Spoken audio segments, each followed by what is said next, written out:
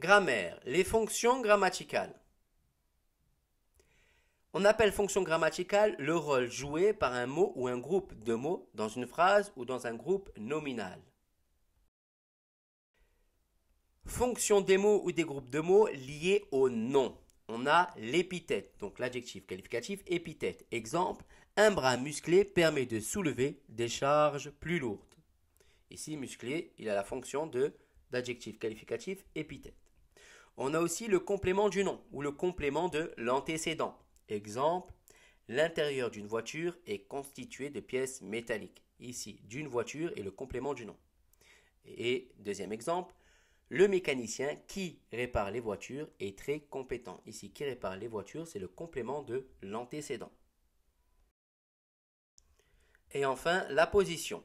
Exemple, spacieuse et maniable, cette nouvelle monospace peut se faufiler partout. Ici, spacieuse et maniable, c'est la position.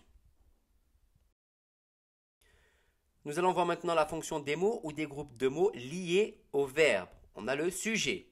Exemple, les robots inquiètent parfois à cause de leur autonomie. Ici, les robots, il est sujet.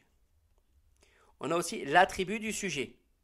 Exemple, mon jouet préféré est une voiture de course. Ici, une voiture de course, c'est un attribut du sujet.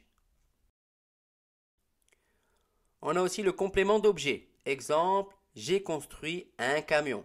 Ou bien, lorsque je parle à mon téléphone, il peut me répondre. Et enfin, le complément d'agent. Exemple, le match de foot a été gagné par le Maroc. Ici, par le Maroc est un complément d'agent. Et enfin, les fonctions des mots ou des groupes de mots rattachés à l'ensemble de la phrase. On a les compléments circonstanciels, donc tous les compléments circonstanciels. Exemple, lorsque le moteur tombe en panne, la voiture ne peut plus fonctionner. Donc lorsque le moteur tombe en panne, c'est un complément circonstanciel et plus précisément de cause. Vous devez connaître tout cela par cœur.